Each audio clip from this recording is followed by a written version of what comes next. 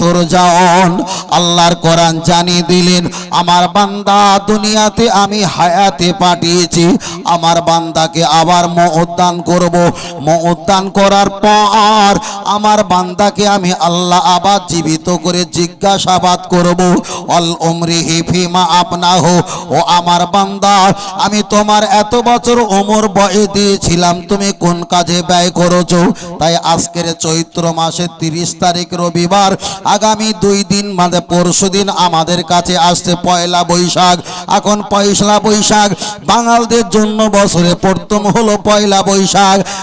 দেখা যায় জানুয়ারি মাস হলো ইংরেজদের জন্য বছরে প্রথম মাস হলো জানুয়ারি মাস। ইমানদারদের জন্য বছরে প্রথম মাস হলো মুহররম মাস। মুহররম মাস আমার আল্লাহ পাক দেখা যায় মুহররম মাসটাকে একটা পাক পবিত্র বলে ঘোষণা দিয়েছেন। তার কারণ এই মুহররম মাসে আমার আল্লাহ বহুত নবীকে দুনিয়াতে আগমন ঘটিয়েছিলেন। এই মুহররম মাসে আমার আল্লাহ পাক বহু নবীদের দোয়াটা কবুল করেছিলেন। লক্ষ্য করে দেখা যায় খলাকাল্লাহু তাআলা ফিহি আদামা, আমার আল্লাহ নবী আদমকে এই মুহররম মাসে সৃষ্টি করেছিলেন। আল্লাহ নবী জানিয়েছিলেন আহাবাতাল্লাহু ফিহি আদামা, নবী আদম আলাইহিস সালামকে আল্লাহ মুহররম মাসে শুক্রবারে 10 তারিখে পৃথিবীতে নামিয়েছিলেন। আফিহি তাআফাহুল্লাহু আদামা, ওই তারিখে ওই মাসে ওই শুক্রবারে মৃত্যুবরণ করেছিল। তালি বাঙালদের জন্য বছরে প্রথম হলো বৈশাখ মাস, ইংরেজদের জন্য বছরে প্রথম হলো জানুয়ারি মাস, ইমানদারদের জন্য বছরে প্রথম হলো মুহররম মাস। তবে আল্লাহর কোরআনকে জিজ্ঞাসা করি, ও আল্লাহর কোরআন তুমি একটা বার বলো তুমি দুনিয়াতে আসার আগে তুমি কোথায় ছিলে? আল্লাহর কোরআন জবাব দিয়ে বললেন বাল হুয়া কোরআনুম মাজিদুন ফি লাওহি মাহফুজ, আমি লাওহে মাহফুজে সংরক্ষিত ছিলাম। আল্লাহর কোরআনকে আবার যদি জিজ্ঞাসা করা হয় তোমরা দুনিয়াতে এসেছিলে কয়জন সংখ্যা মিলে? আল্লাহর কোরআন বললেন ইকরা বিসমি রাব্বিকাল্লাযী খলাক, খলাকাল ইনসানা মিন আলাক। এমন করে আমরা 5 আয়াত পৃথিবীতে প্রথম নাজিল হয়েছিলাম। আল্লাহর কোরআনকে জিজ্ঞাসা করা হয় ও আল্লাহর কোরআন একটা বার বলো তোমরা কোন মাসে এসেছিলে? দেখা যায় বৈশাখ মাসে, বাংলা মাসে না আরবি মাসের কোন মাসে এসেছিলে? আল্লাহর কোরআন জবাব দিয়ে বললেন শাহরু রমাদান আল্লাযী উনজিলা ফীহিল কোরআন, আল্লাহ আমাদেরকে পাঠিয়েছিল পাক পবিত্র মাস রমজান মাসে পাঠিয়েছিল। আল্লাহর কোরআনকে যদি আবার জিজ্ঞাসা করা হয় পবিত্র মাসে কদরের রাত্রে তোমরা কোরআন শরীফ নাজিল হয়েছিলে, ইন্না আনজালনাহু ফি লাইলাতুল কদর, আল্লাহ কদরের রাত্রি আমাদের নাজিল করে দিয়েছে। কোরআনকে যদি জিজ্ঞাসা করা হয় এই মুসিবতের সময় এমন করে মুসলমানদের দেখা যায় জমি জায়গা ও ধন সম্পত্তি যারা সরকার দখল করে নেয়, একদিকে মসজিদের সম্পদ, একদিকে দেখা যায় কবরস্থানের সম্পদ, একদিকে ঈদগার সম্পদ, একদিকে মুসলমানদের সম্পত্তি যারা পৈতৃক সম্পত্তি দখল করে নেয়। এমন করে ওয়াকফ বোর্ডের সম্পত্তি যদি অন্য কোনো ব্যক্তি দখল করে নেয়, ও আল্লাহর কোরআন তুমি বলো তোমাকে যদি দুনিয়ার কোনো কাফেররা দখল করে নেয়, তোমাকে যদি ক্ষতি করা হয় তুমি আবার পৃথিবীতে কিভাবে বেঁচে থাকবে? আল্লাহর কোরআন জানিয়েছেন এতে আমার কোনো টেনশন নাই, চিন্তা নাই। নাহনু, আল্লাহর কোরআন বললেন ইন্না আনজালনাহু ইন্না নাহনু নাযালনা যিকরা ওয়া ইন্না লাহু লাহাফিজুন, আল্লাহ আমাকে দুনিয়াতে পাঠিয়েছে আর আমার আল্লাহ নিজ কুদরতি হাতে আমি কোরআন হেফাজতের দায়িত্ব আমার আল্লাহ নিজেই হাতে নিয়েছেন। জোরে বলেন, আর একটু জোরে হবে না? ও আমার ছেলেরা, জওয়ান যুবকেরা, তাই আমি আপনাকে বলি, আপনাদেরকে বারবার করে বলি, পৃথিবীতে সবচাইতে বড় সম্পদ হলো ঈমান। ঈমান, আপনি নামাজ পড়বেন, রোজা রাখবেন, হজ করবেন, যদি ঈমান না থাকে একটাও ইবাদত আল্লাহ দরবারে কবুল হবে না। আজকের শহরে নগরে পাড়ায় পাড়ায় গ্রামে গঞ্জে তাকিয়ে দেখো বেদিন কাফের বেঈমানেরা অত্যাচার জুলুমের একটা ফাঁদ পেতে বসে আছে। আপনি রাস্তায় নামাজ পড়লে অপমান হতে পারেন, আপনি ট্রেনে বাসে মাথায় টুপি পাগড়ি বেঁধে উঠলে অপমান হতে পারেন, আপনি রাস্তায় চলে মুসলমানের পরিচয় দিলে আপনাকে অপমান হতে পারে।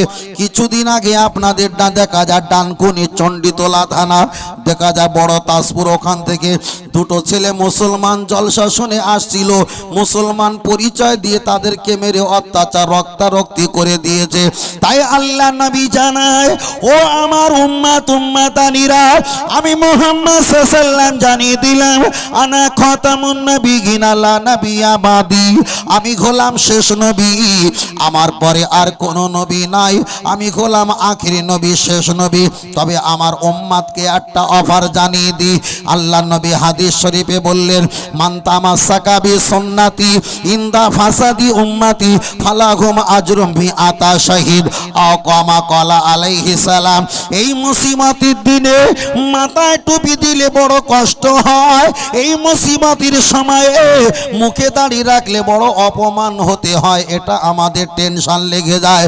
তাই নবী আমার বললেন, তোমরা এই মুসিবতের দিনে একটা সুন্নাতকে যদি জারি করতে পারো, একটা সুন্নাতের ফেলাক যদি তোমরা নিশানা উড়াতে পারো, হয় সেটা মাথায় টুপি নাই মুখে দাড়ি, আরো কোনো সুন্নাত, এমন করে সুন্নাত নিয়ে যদি বুক ফুলিয়ে চলতে পারো, তোমাদেরকে কেউ যদি হত্যা করে দেয়, অতএব তোমরা যদি হত্যা হয়ে মারা যাও, আল্লাহ নবী জানিয়েছে উহুদের ময়দানে আমার সাহাবীরা শহীদ হয়েছে, সিফতে তাবুক, কারবালা, হুদায়বিয়ার যুদ্ধে আমার সাহাবীরা শহীদ হয়েছে। 100 সাহাবী শহীদ হয়ে আল্লাহর জান্নাতের যে মর্যাদা পাবে, এই জামানায় যদি সুন্নাত পালন যদি একটা বার করো, আর তুমি যদি সুন্নাত পালন করতে গিয়ে যদি মারা যাও, 100 শহীদের মর্যাদার অপেক্ষায় আখিরি জামানার উম্মতেরা একটা সুন্নাত পালন করলে 100 শহীদের মর্যাদার চাইতে আরো সওয়াব আল্লাহ আমাকে আপনাকে দান করে দেবে। আর একটু জোরে হবে না? আপনি রাস্তায় যাবেন, ছেলেদেরকে বলছি আমি একটু শিখিয়ে দেই, আপনি রাস্তায় যাবেন, আপনার রাস্তায় যদি যাও কোনো টুপিওয়ালাকে দেখলে আপনি সালাম দেবেন। ডান সাইডে বাম সাইডে যে ধর্মীয় মানুষ থাকুক, হয়তো আমরা সালাম কম দিতাম, কিন্তু আজ থেকে এরাদা করে নাও, শহরে নগরে পাড়ায় পাড়ায় গ্রামে গঞ্জে আমরা যেখানে যাব সালামের পরিমাণটা ইনশাআল্লাহ বাড়াবো। আমরা যত সালামের পরিমাণ বাড়াবো, বাতিলদের তত গা জ্বালা করবে, আমাদের ইমানের পাওয়ার শক্তি নূর আরও তত বাড়বে, ঠিক না বেঠিক? তাই ছেলেদেরকে বলবো, আপনার পরিচিত কোনো বন্ধু হলে জোরে সালাম দেবে, যেন পাশের বেদিন কাপেরা শুনতে পায়, ভাই আসসালামু আলাইকুম, উনিও সালাম দেবে, জবাব দেবে। পারো যদি কোলাকুলি করবে, যদি আমাদের মার্কেটে প্রতি ঘন্টায় যদি 10 বার করে কোলাকুলি সালাম সাবা হয়, আল্লাহ শপথ করে বলি, বেদিন কাফের বেঈমান যারা মার্কেটে ঘোরাঘুরি করে 1 ঘন্টার ভিতরে ফাঁকা হয়ে তারা খালি হয়ে যাবে, ঠিক না বেটি? মার্কেটে যাবে, মার্কেটে গিয়ে প্রত্যেকে বলে ভাই আসসালামু আলাইকুম, সালাম দেবেন, উনিও জবাব দেবে ওয়ালাইকুম আসসালাম। যদি পারেন কাঁধে, আমরা শুরু করে দিয়েছি, অলরেডি শুরু করে দিয়েছি মার্কেটে বাজারে, আপনি কাঁধে ওয়ালাইকুম আসসালাম, অনেক দিন পর দেখা, কোলাকুলি করবেন, কোলাকুলি করবেন, কোথায় কোথায় মাশাআল্লাহ আলহামদুলিল্লাহ ইনশাআল্লাহ, বুঝেন না? আল্লাহ চাইলে সব হবে। ধর্মীয় পরিচয় আপনি বাজারে মার্কেটে দেন, সকালবেলা চায়ের দোকানে এসে যারা বাঁদরামো করতো, তারা আপনার এই ধর্মীয় কালচার সহ্য না করতে পেরে পালিয়ে যাবে, ঠিক না বেটি? কত সত্য না? ফের বলছি, আপনি নামাজ পড়েন না, এটা গুনাহ, আমি মেনেই নিলাম, কিন্তু আপনি মাথায় টুপি দিয়ে প্রতিদিন একটা চায়ের দোকানে ঢোকেন, বাতিল মুনাফিক হারামখোর যারা অজাত্রা আছে, 1 সপ্তাহ 10 দিন 15 দিন পরে তার আশা বন্ধ। এটা প্রমাণ আমার। চায়ের দোকানে ঢুকে ঢুকে বিরাট বাঁদরামো কিছু করে, গাড়িটা রেখে মাথায় পাগড়ি দিয়ে বড় জামা গায়ে দিয়ে চা বসলাম, ওর গল্প জানি এখানে চলবে না, হতে হতে হতে পুরো ফাঁকা, দখল নিয়ে নিয়েছি আমরা, অলস, যার কারণে সমস্যা হয়েছে। ও আমার জওয়ান যুবকেরা, আমি আপনাকে বোঝাতে চেয়েছি, আল্লাহ নবী জানিয়েছেন তোমরা বাজারে মার্কেটে যখন চলবে তোমরা বেশি বেশি সালাম দিবেন। তবে আমাদের কাছে চলে আসছে পয়লা বৈশাখ, খবরদার ছেলেরা, দেখা যায় বেদিন কাফেরদের রীতিনীতি মেনে আমি হাত জোড় করে অনুনয় করে বলছি, আমি আপনাদের ভাই, আপনারা ভালোবাসেন আল্লাহর জন্য, আমাকে ভালোবাসেন, আমাকে খেদমত করেন আল্লাহকে পাওয়ার জন্য, আমাকে মহব্বত করেন শুধু আল্লাহর জন্য, অন্য কোনো আমাদের সম্পর্ক নাই, শুধু আল্লাহর জন্য। তাই আমি আপনাকে বলছি ছেলেরা, পয়লা বৈশাখ আসছে, আগামী পরশুদিন কম বেশি হতে পারে, আমি সকলকে বলছি ভাই পয়লা বৈশাখে এরাদা করে নাও, পয়লা বৈশাখে আমরা বাড়িতে গোশত রান্না করব না। যেখানে আমরা যারা বসে আছি নিয়ত করবেন তো পয়লা বৈশাখে বাড়িতে গোশত কিনবো না, নাকি কিনবেন? কিনবে? আল্লাহ, ফের বলছি, আরে পয়লা বৈশাখ তো আমাদের জন্য নয়, ওটা তো বেদিন কাফেরদের জন্য।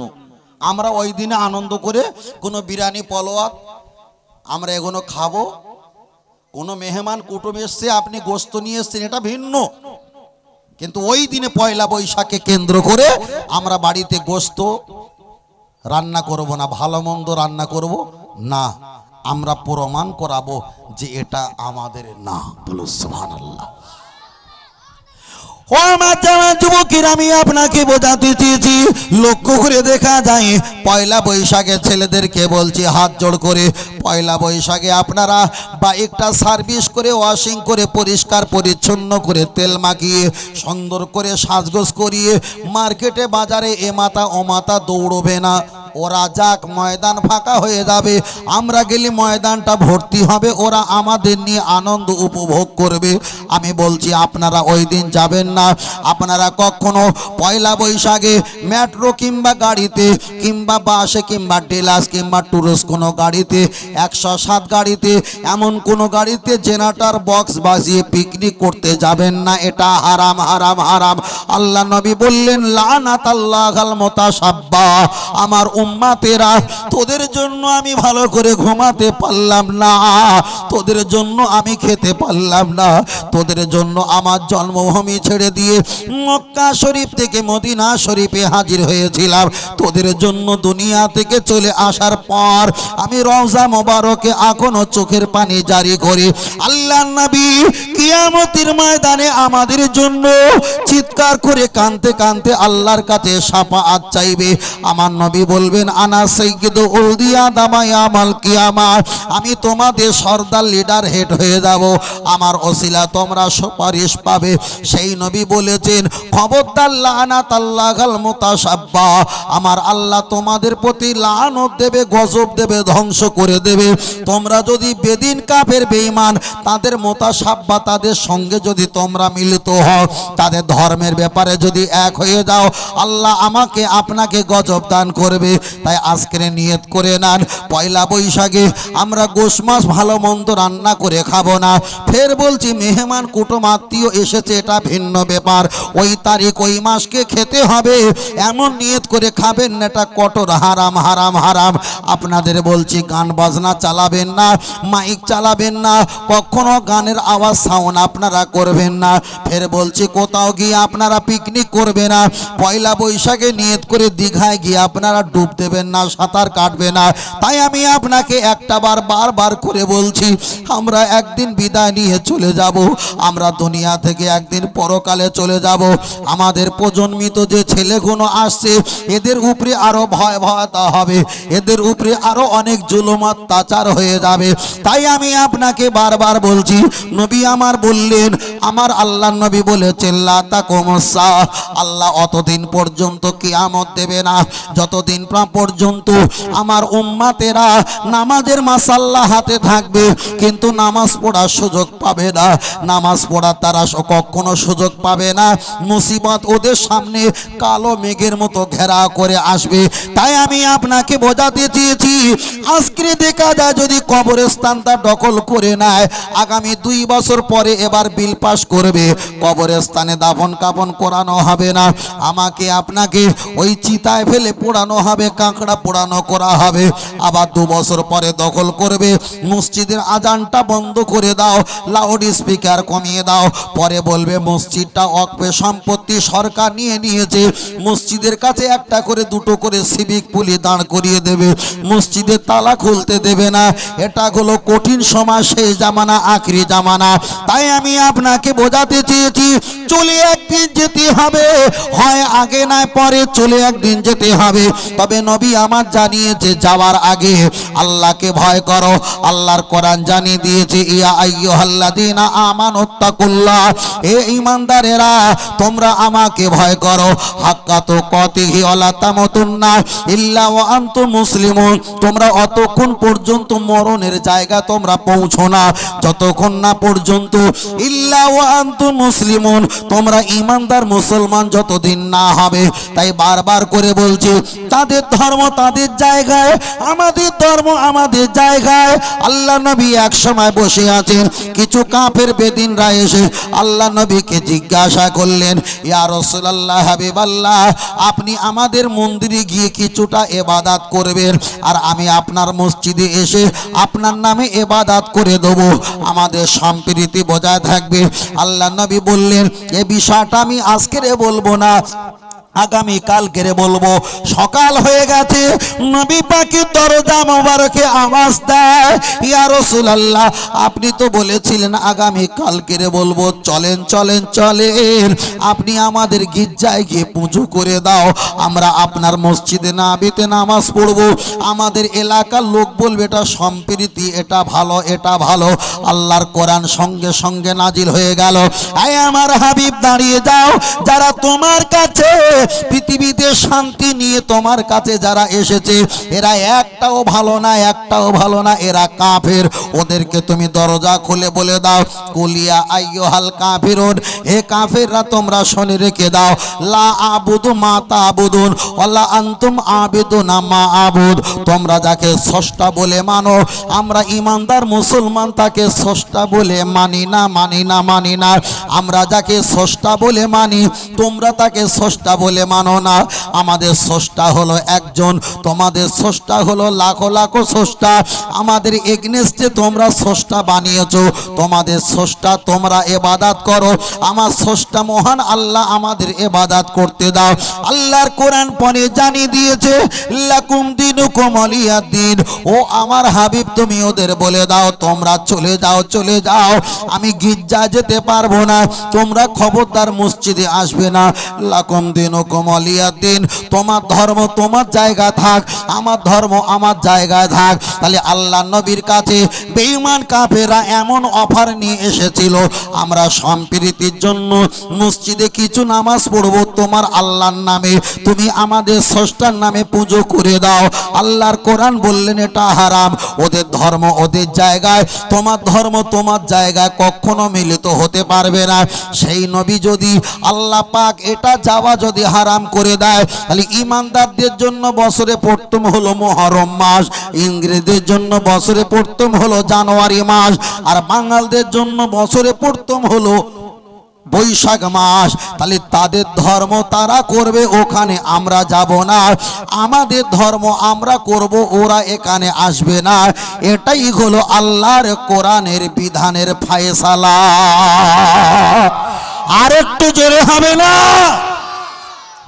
ফের বলছি ছেলেরা, কোরআন বলে দিয়েছে লাকুম দিনুকুম ওয়ালিয়া দিন, তোমার ধর্ম তোমার কাছে, তানার ধর্ম তানার কাছে। এখন তারা পয়লা বৈশাখী করবে, টুসুর গান করবে, হোক আর নীল পূজা হোক আর চড়ক মেলা হোক, তারাই করবে, তাদের ধর্ম তাদের কাছে, আর আমাদের ধর্ম আমাদের কাছে। এটা যদি কোরআনের আয়াত হয়ে যায়, তাহলে একটাও কোনো বেধর্মী মানুষ ইফতার পার্টিতে বসতে পারবে না। কথা বোঝাতে পারিনি বাবু? ওদেরকে তুলে দেন, ওদেরকে তুলে দেন, আর হবে না, আর বুঝিয়ে হবে না, তুলে দাও। ও কাল সকাল থেকে বোঝানো হচ্ছে, তুলে দাও, শেষ হয়ে যাবে, তুলে দাও, উঠে তুলে দাও, তুলে দাও। ভাই অনেক বুঝিয়েছে, আর হচ্ছে না ভাই। হ্যাঁ, আল্লাহ দুরূদ শরীফ আল্লাহুম্মা, খুব জোরে আগে আসেন, আগে আসেন। ওয়া আলা আলি সাইয়্যিদিনা, মা আমিনার ঘরে যাব, সেইখানে আখিরি নবীকে পাবো, মনের কথা সব বলিব, সে যে মুহাম্মাদিয়া রাসূলুল্লাহ। আল্লাহুম্মা, খুব জোরে, সাল্লি আলা, জোরে পড়ো, ওয়া আলা আলি সাইয়্যিদিনা।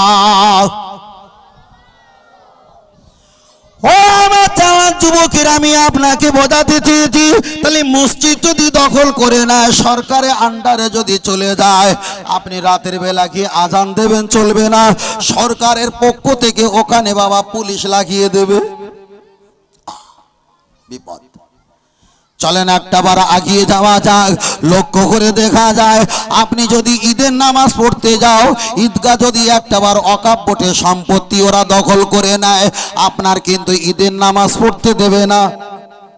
গত 5 দিন আগে একটা ভিডিও দেখছিলাম, উত্তরপ্রদেশের কোন জায়গায় আমার খেয়াল নেই, মাইয়েত মারা গেছে, জানাজা হয়ে গেছে, কাফন দাফন করানোর জন্য কবরস্থানের কাছে নিয়ে গেছে। 200-250 পুলিশ এসে বলছে এখানে দাফন দেওয়া যাবে না, এটা সরকারি কবরস্থান, এখানে কোনো দাফন কাফন করা যাবে না। এবার আপনি বলেন ওই মাইয়েতকে কোন জায়গায় দাফন করবে? তাহলে নিশ্চয়ই পোড়াতে হবে, পোড়াতে হবে, নিশ্চয়ই পোড়াতে হবে। চলেন আপনার কাছে আগিয়ে যাওয়া যাক। লক্ষ্য করে দেখা যায়, কয়েকদিন আগে আমাদের কাছে একটা নিউজ এসেছিল, মুসলমানেরা যে কোষে যে মেলা হয়, গঙ্গাসাগরে মেলা কি কস্তুরী কি কম দেখা যায় মেলা হয়, ওখানে মুসলমানেরা দোকান দিতে পারবে না, এটাও জারি করা হয়ে গেছে। তারা প্রকাশ্যে বলছে মুসলমানদের দোকানে কেনাকাটা করা যাবে না, তাদের সঙ্গে লেনদেন করা যাবে না। এমনকি দেখা যায় হলদিয়া, মেদিনীপুরে হলদিয়া নাম করে বললে হয়তো অনেকে বুঝতে পারবে, হলদিয়া সুতোহাটার পাশে কৃষ্ণনগর স্টেশন, কৃষ্ণনগর রেলগেট, ওর পাশে জায়গা বিক্রি হয়। কিছু মানুষরা বলেছে খবরদার জায়গাগুলো যেন মোল্লার বাচ্চারা না কেনে। কি করবে, কি করবে? অনেক নাম জানি, সব তো মাইকে বলা সম্ভব না, মেমোরিতে বহুত নাম নোট আছে। ও আমার জওয়ান যুবকেরা, আগিয়ে চলে যাওয়া যায়। লক্ষ্য করে দেখা যায়, আজকের রাজনীতির মানুষের দিকে তাকিয়ে দেখো, ওরা চাকরি হারিয়েছে, রাজনীতির মানুষ চাকরির জন্য আন্দোলন করে, কিন্তু মুসলমানের বেটা রাজনীতিতে এত হারাম খাওয়া খেয়েছে, ঈদগাহ দখল করে নিচ্ছে, মসজিদ দখল করে নিচ্ছে, কবরস্থান দখল করে নিচ্ছে। মুসলমানের বাচ্চা তার জন্য একবারও মিটিং, তার জন্য ক্যানভাস প্রতিবাদ করে না। আজকে কলকাতা আগামী কালকের সমাবেশ, আগামী কালকের সমাবেশ আপনারা হাওড়া জেলা থেকে, এখন এই রানিয়াটি সাহাপাড়া থেকে আপনারা যাবেন, তবে কিছু যদি করতে না পারেন গিয়ে অংশগ্রহণ করিয়ে বোঝাতে হবে আল্লাহ আপনার মসজিদের রক্ষার পক্ষে, কবরস্থান রক্ষার পক্ষে, মসজিদ মাদ্রাসা রক্ষার পক্ষে, আপনার দিন ধর্ম রক্ষার পক্ষে কিছুই যদি করতে না পারেন, আমি আপনি যে ইসলামের রক্ষার পক্ষে, এটাই হলো আমার আপনার ঈমান। বলুন সুবহানাল্লাহ। চলেন একটা হাদিস পড়া যাক। নবী ইব্রাহিম আলাইহিস সালামকে আগুনতে যখন ফেলা হয়েছিল, আগুনতে যখন নিক্ষেপ করা হয়েছিল, ওই সময় ব্যাং বলেছিলেন আল্লাহ আমি ব্যাং, আমি আপনার কাছে আরজি রাখি, দোয়া চাই, আমাকে একটু ক্ষমতা দাও। আমি ব্যাং গালে করে একটু পানি নিয়ে নবী ইব্রাহিম আলাইহিস সালাম যে কুয়াতে, যে আগুনের কুণ্ডিতে তিনি পুড়ছে, ওই জায়গায় আমি একটু পানিটা নিক্ষেপ করে দেই। আমার আল্লাহ কুদরতি জবানে হেসে বললেন, ব্যাং তোমার ওই সীমিত 1 ফোঁটা 2 ফোঁটা পানি গালে ধরবে, এই পানিটা দিয়ে কখনো তো ওই আগুনটা নির্বাদিত ঠান্ডা করা সম্ভব নয়। ওই সময় ব্যাং বলেছিলেন আল্লাহ এই আগুনটা ঠান্ডা করা আমার এই সীমিত পানির বিনিময়ে সম্ভব নয়, এটা আমি জানি, তবে আমি যে নবী ইব্রাহিমকে বাঁচাতে এসেছি, আমি যে নবী ইব্রাহিম আলাইহিস আলাইহিস সালামকে দেখা যায় তার মহব্বত করি, ভালোবাসি, এটাই হলো তার একটা বড় নমুনা। বলুন সুবহানাল্লাহ। তাই হাদিসের মেশকাতে এসেছে, ইমাম মেশকাত রহমাতুল্লাহ আলাইহি তিনি বর্ণনা করেছেন, ও বাবা লক্ষ্য করে দেখা যায় যদি কোনো ব্যক্তি বিনা কারণে, আমরা সাইকেল চালায়, বাইক চালায়, গাড়ি চালায়, কোনো ব্যাংক তোলায় পড়লো, এটা ভিন্ন ব্যাপার। যদি কোনো ব্যক্তি ইচ্ছা করে একটা ব্যাংক যদি হত্যা করে, ইমাম মেশকাত রহমাতুল্লাহ বর্ণনা করেছেন বিনা কারণে একটা ব্যাংক হত্যা করলে একটা ভালো খাসি দিয়ে জবাই করে কাফারা আদায় করতে হবে। তাহলে পৃথিবীর জমিনে এমন কোন প্রাণী নাই যাকে মারলে খাসি দিয়ে কাফারা দিতে হয়, ব্যাংকে খাসি দিয়ে কাফারা দিতে হবে। ব্যাঙের মর্যাদা বেড়েছে শুধু একটাই কারণে, নবী ইব্রাহিম আলাইহিস সালামের বাঁচাবার সিদ্ধান্ত নিয়েছে, পারুক আর নাই পারুক, এই সিদ্ধান্ত নেওয়ার কারণে আমার আল্লাহ ব্যাঙের মর্যাদা বাড়িয়ে দিয়েছে। আজকে আপনারা হাওড়া জেলা থেকে কলকাতার সমাবেশে যদি যাও, কিছুই যদি করতে না পারি, আমরা যে ইসলামের পক্ষে, এটা যখন আল্লাহর কাছে প্রমাণ হয়ে যাবে, দুনিয়াতে যদি মর্যাদা না পাই, হাসরের ময়দানে আলমার ওমানা হাব্বা, আল্লাহর দিন ইসলামকে প্রতিষ্ঠিত হেফাজত রাখার কারণে অবশ্যই আশা রাখি আল্লাহ আমাকে আপনাকে নাজাতের ওসিলা বানিয়ে দেবে। আর একটু জোরে হবে না? কয় আজকে কালকের কারা খবর না আজকের কারা খবর, এই প্রতিবাদ সভা করতে গিয়ে একজনকে গুলি করে মারা হয়েছে, বুঝলেন না? গুলি করে মারা হয়েছে। চিন্তা করছেন ভাই, চিন্তা করছেন? মদের দোকান সরকার করতে বলছে, মদের দোকান হচ্ছে, হয় না? স্কুলের পাশে, কারখানার পাশে, হসপিটালের পাশে 10 হাত দূরে, 20 হাত দূরে, 100 মিটার দূরে মদের দোকান হচ্ছে, মদের দোকান। মদের অ্যাড যত বড়, পৃথিবীর কোনো এত বড় অ্যাড দোকানে অ্যাড নেই। বড় 3 তলার উপরে অ্যাড দেওয়া ছোট আলাদা, কিন্তু দোকানে মদের অ্যাড যত বড় ব্যানার দেওয়া হয়, এত বড় অ্যাড পৃথিবীর কোনো দোকানে দেওয়া হয় না। মুদিখানা হলে ছোট একটা অ্যাড লেখা থাকে, মুদিখানা, ঝাল হলদুর ওষুধ, এত বড় ছোট ছবি থাকে, ঠিক না ভাই? ঠিক। হাঁড়ি কড়া এত বড় ছবি, হাতি জামা কাপড়ের এত বড় ছবি, কিন্তু মদের যে গ্লাসটা বোতলটা দিয়েছে বিরাট বড়, ভিতরে আবার লাইট জ্বালিয়ে দিয়েছে, তুমি বুঝতে পারবে না। লরিওয়ালা তোমার ঘুম লেগে গেছে, চোখ লেগে গেছে, ভালো করে দেখো, আমরা মদের বোতলে সুন্দর করে ডিজাইন করে গেছি, একটু খেয়ে ভালো করে গালে দিয়ে একদম ধাক্কা মেরে যদি মরে যা, কোনো যায় আসে না। ভোট কমে গেল কি যায় আসে, আমার কি যায় আসে না। তার কারণ ইংরেজ এসে ভারতবর্ষকে ক্ষতি যা না করেছে, তার চাইতে লক্ষ গুণ নরেন্দ্র মোদী এসে ভারতবর্ষটাকে আরো বেশি ক্ষতি করেছে, ঠিক না বেটি? সব চাইতে বড় বেশি ক্ষতি করেছে, সব চাইতে। ইংরেজরা যদি বেঁচে, ইংরেজের দল যদি ভারতে যদি ওরা মানে এইভাবে যদি চলাফেরা করতো, ওরা এসে বলতে, হ্যাঁ তুই কোন ইংরেজের বংশে জন্ম নিলে একটু বলতে পারিস? আমরা তো এতটা চিটিংবাজি করতে পারিনি, তুমি যা করেছো। তার কারণ রাজনীতিতে টিকে থাকার জন্য একমাত্র ধর্মের শস্যরি দিতে হয়। মিঠুন চক্রবর্তী বুঝলেন না? কত বড় হারামখোর মিঠুন চক্রবর্তী, নাম শুনেছেন তো? ও ছেলেরা, মিঠুন চক্রবর্তী নাম শোনেন না? আমি একটা আপনাকে বলছি, এ দেখেন, একটা উর্দু একটা ওই নবী মুহাম্মদ সাল্লাল্লাহু আলাইহি ওয়াসাল্লাম নিয়ে একটা প্রশংসার কথা বলেছিল। প্রশংসাটা ভালো, যে উর্দুতে বলেছে, বাংলায় মিঠুন চক্রবর্তী বলেছিল কি, যে মুহাম্মদ সাল্লাল্লাহু আলাইহি ওয়াসাল্লাম এমন একজন মহা ব্যক্তি, নিজের মেয়ে কিংবা নিজের স্ত্রী যদি আসতেন, আল্লাহ নবী তার সম্মানে দাঁড়িয়ে উঠতেন। বোঝাতে চেয়েছে যে নবী মুহাম্মদ সাল্লাল্লাহু আলাইহি ওয়াসাল্লাম মহিলাদের সম্মান দিয়েছে। ওই মিঠুন চক্রবর্তী বিজেপিতে যখন ঢুকে গেছে, তখন বলছে, তোমরা যদি শক্ত না হও, মোল্লারা কিন্তু সব দখল করে নেবে। কত বড় নেমখারিন হারামখোর দেখেছো? কথা বোঝেন না? কত বড় হারামখোর নেমখারানি। ওর টাকা পয়সা যখন আর হয় না, বই যখন রিলিজ হয় না, তখন একটা বই করেছিল, সেই বইটা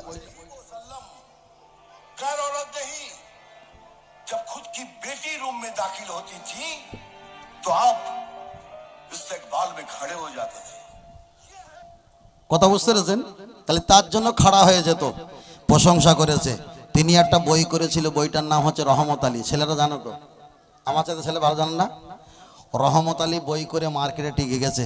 কত বড় চশমকর, হারামকর, মুনাফিক, বেঈমান, কাফের, বুঝলেন না? ও মুসলমানের রহমত আলী নাম দিয়ে বই করেছে, মাথায় টুপি দিয়েছে, গলায় রমাল দিয়েছে, সব মুখে দাড়ি হয়তো রাখিনি, এত কিছু করার পর বই করেছে। করার পরেও পার্টি রাজনীতি করতেছো, তোমার অধিকার আছে।